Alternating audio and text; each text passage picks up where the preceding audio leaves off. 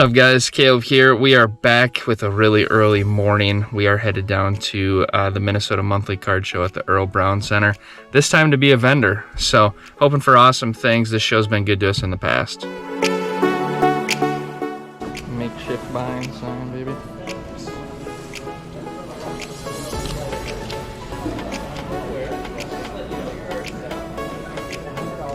One of the OGs. Card known to man.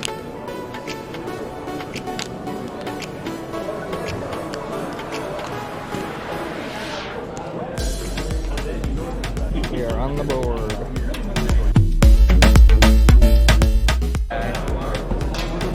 Like it. Dean. Yeah, we got some. Won a lot. I don't know if I have a 10 or I would do that. Yeah, I have a lot of 9s and a German 10. Those are still pretty big.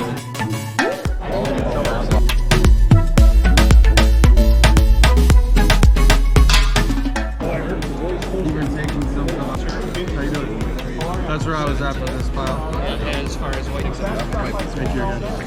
So if I buy that collection, you want to call you ready?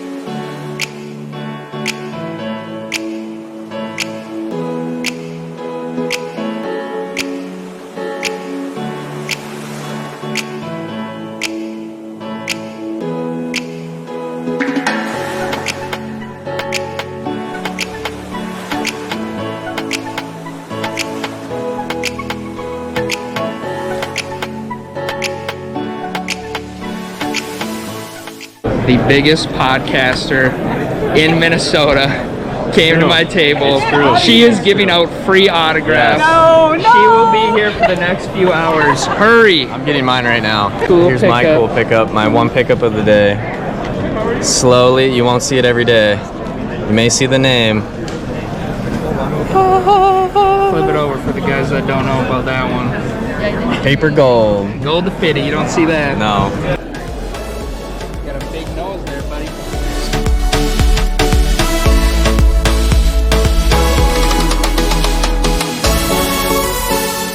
Some guy said he wants it to you first. Yeah, because I pay fair. You guys don't. Or low bars. Well,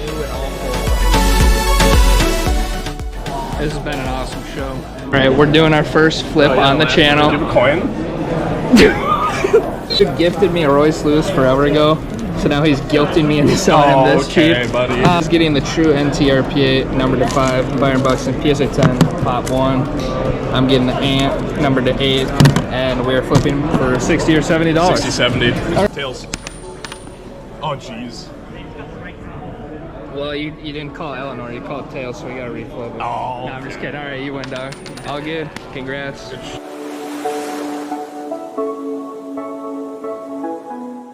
Ended up with a pretty good haul. Finishing up at the Earl Brown Heritage Center at the Minnesota Monthly Card Show.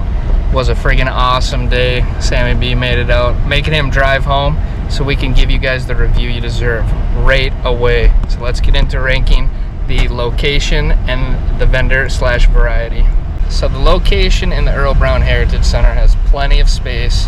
The lighting is always perfect. It almost is like an LED light shining down on the cards.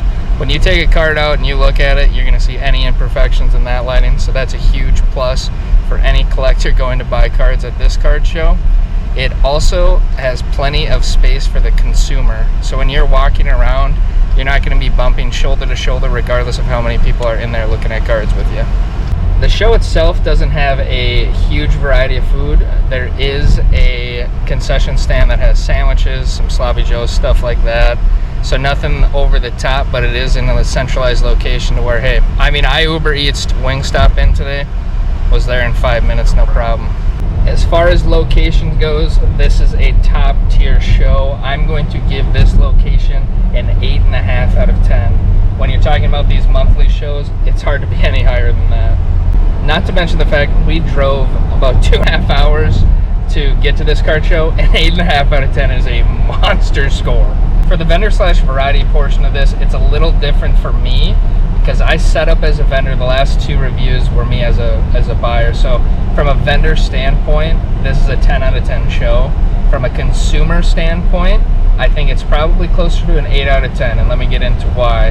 From a consumer standpoint, going to this show, I can see where you might find a few dealers that are a little tougher to deal with their pricing on stuff, which is totally typical. When you go to a card show, there's going to be dealers that are high on stuff. There's going to be some dealers that are low on stuff. It's kind of your job to find the dealers that work for you. Sometimes those dealers that are a little higher on stuff also have some really, really unique stuff, which is the case at this show.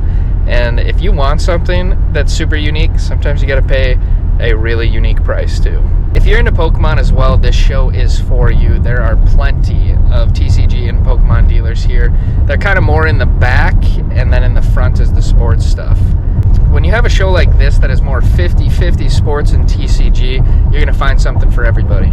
So for the average consumer, some of the dealers might be a little tough to deal with, and if you're going to look at just sports cards, there's maybe a little too much Pokemon, but like I said, an 8 out of 10 is still a monster score from a consumer standpoint as well.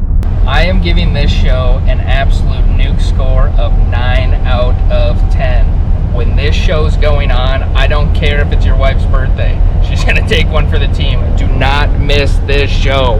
This is how dedicated to the game we are, boys. We are going to do the top 3 pickups from this show while we're on our way home from the show.